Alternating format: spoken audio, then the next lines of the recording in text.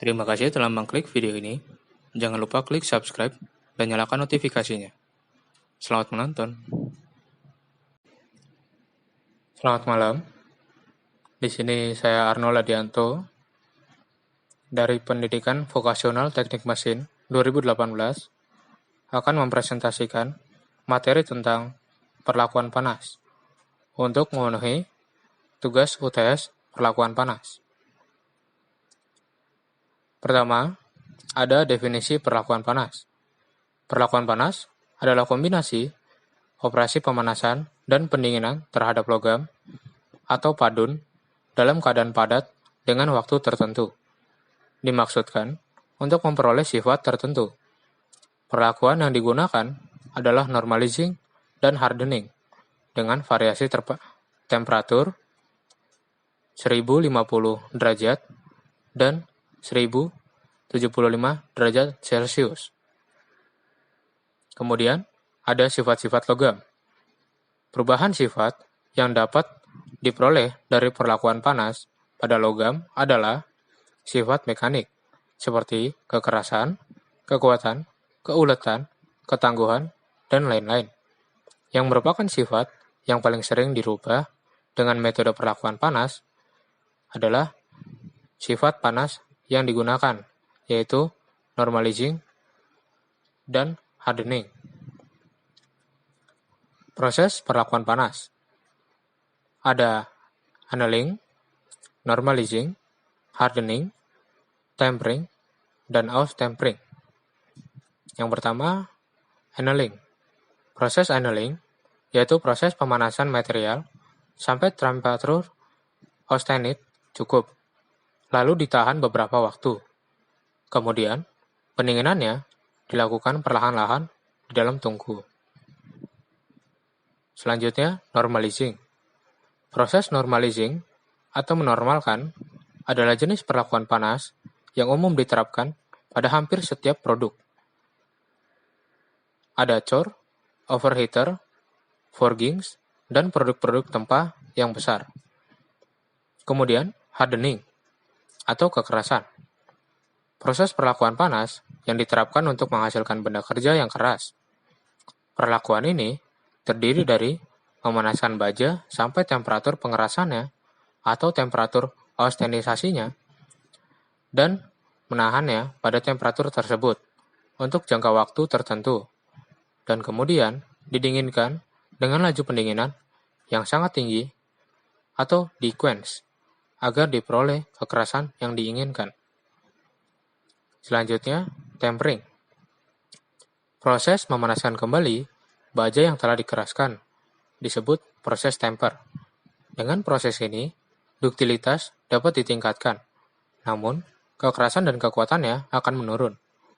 Pada sebagian besar baja struktur, proses temper dimaksudkan untuk memperoleh kombinasi antara kekuatan, duktilitas, dan ketangguhan yang tinggi. Selanjutnya, aus-tempering. Aus-tempering dapat diterapkan untuk beberapa kelas baja. Kekuatan tinggi yang harus memiliki ketangguhan dan keulatan tertentu. Komponen yang mengalami proses ini akan memiliki ketangguhan yang lebih tinggi. Kekuatan impaknya menjadi lebih baik. Batas lelahnya dan keulatannya meningkat dibandingkan dengan kekerasan yang sama dari hasil proses quench konvensional. Selanjutnya, ada struktur mikro seperti austenit, cementit, ferrit, dan perlit. Yang pertama ada austenit. Austenit adalah larutan padat karbon bebas atau ferrit dan besi dalam besi gamma. Pada pemanasan baja, setelah suhu kritis atas, pembentukan struktur selesai menjadi austenit yang keras, ulet, dan non-magnetik. Ia mampu melarutkan karbon dalam jumlah besar. Hal ini terjadi di antara rentan kritis atau transfer selama pemanasan dan pendinginan baja. Austenit terbentuk ketika baja mengandung karbon hingga 1,8% pada suhu 1130 derajat Celcius. Pada pendinginan, di bawah 723 derajat Celcius, ia mulai berubah menjadi perlit dan ferit. Baja austenik tidak dapat dikeraskan dengan metode perlakuan panas yang biasa dan non-magnetik. Selanjutnya, ada ferit. Ferit mengandung sangat sedikit atau tidak ada karbon dalam zat besi. Ferit adalah nama yang diberikan untuk kristal besi murni yang lunak dan ulet. Pendinginan lambat dari baja karbon rendah di bawah suhu kritis menghasilkan struktur ferit. Ferit tidak mengeras bila didinginkan dengan cepat. Ferit sangat lembut dan sangat magnetik. Selanjutnya, ada cemented.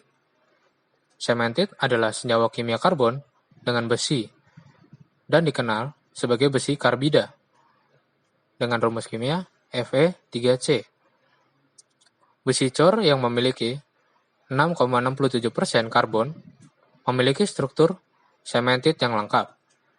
Cemented bebas ditemukan di semua baja yang mengandung lebih dari 0,83% karbon. Selanjutnya, terakhir ada perlit. Perlit adalah paduan eutectoid dari ferit dan cemented. Perlit terjadi terutama pada baja karbon rendah dalam bentuk campuran mekanik. Ferit dan cemented dalam perbandingan 87:13. Mungkin cukup sekian yang bisa saya sampaikan. Kurang lebihnya mohon maaf. Terima kasih.